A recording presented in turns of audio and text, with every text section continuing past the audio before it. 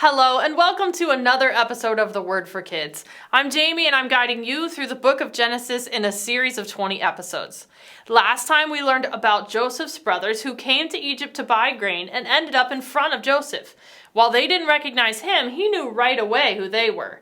He told them he thought they were spies and they promised him they were honest men just wanting to buy grain. He allowed them to buy some grain, but sent 9 of them back to get their youngest brother, and kept Simeon in prison in Egypt to ensure they would return with their youngest brother. When they got home, they told their father Jacob about all that had happened. As they emptied their sacks, they found all of their silver returned. They were afraid, and Jacob said he would not allow his youngest son to travel back to Egypt with them, because he had already lost his son Joseph, and his son Simeon was in jail, and he would not survive losing another son. Let's find out what happened next. Are you ready for today's adventure? Let's go!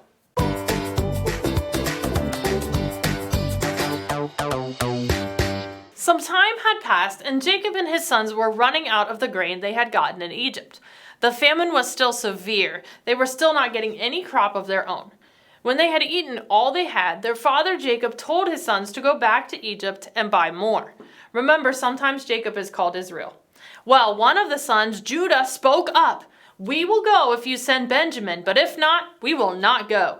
He was worried about what the man had said. Remember, that man was Joseph, but Judah didn't know that.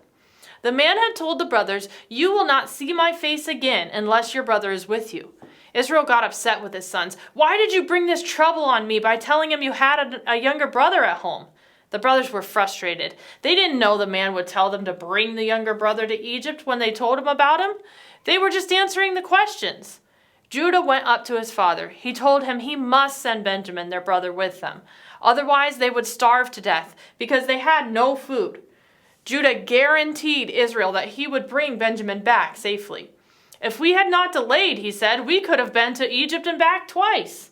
Finally, Jacob called Israel here, consented to his sons. He insisted they take along some of the best products of their land, some honey, spices, and nuts, as a gift to the man.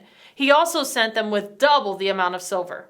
Off they went to Egypt with the youngest brother Benjamin. Israel prayed and asked God to show him mercy so that his sons, Simeon and Benjamin, would make it back home to him safely. Israel was sad as he thought about his sons. The brothers arrived in Egypt and presented themselves to Joseph. He had Simeon brought out to them, and his steward took them to Joseph's house because they were going to eat a meal with him. There, the brothers prepared the gifts they had brought for Joseph as they waited for him. When he arrived home, they presented their gifts to him. Joseph asked the brothers if their elderly father was still alive. They replied, "Our father is alive and well." Then he looked around and saw Benjamin, who was his full brother. Remember, Jacob had more than one wife, but it was Rachel he loved the most. Benjamin and Joseph were both sons of not only Jacob, but Rachel as well. When he realized this, he said to Benjamin, "God be gracious to you, my son." But Joseph was so deeply moved at the sight of his little brother that he ran off to find a place to weep, which just means cry a lot. After he finished crying, Joseph washed his face, controlled himself, and told the stewards to serve the food, and they ate. The time came for the brothers to return home. Joseph told his steward to put each man's silver in their sack and Joseph's cup in Benjamin's sack. Then he sent them on their way. Not long after they left, he sent his steward after them. He told the steward to ask them why they had stolen Joseph's cup. When the steward asked them this, the brothers were confused and upset. After all, they had not stolen the cup. They swore to the steward that none of the brothers had stolen it and reminded him they had even returned the silver that was put in their sacks last time. Desperate to prove their innocence, they said, "If one of us has the silver cup, that brother will be put to death and the rest of us will become slaves." The steward said, "If one of you has the cup, he is my slave, and the rest of you will be free to return to your father in peace." They opened their sacks, and the steward searched each one, starting with the oldest and ending with the youngest. Of course, when he came to Benjamin, the youngest son, the cup was there in the sack. He knew he would find it there because it was he, the steward, who had put it there in the first place. But of course, he didn't tell them that. The brothers were devastated and returned to Egypt to face Joseph.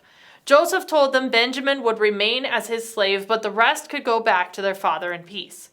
Judah spoke up. He retold all that happened, how he had promised his father he would bring his young son home to him safely, how the loss of Israel's son Benjamin would mean his father would die from his grief.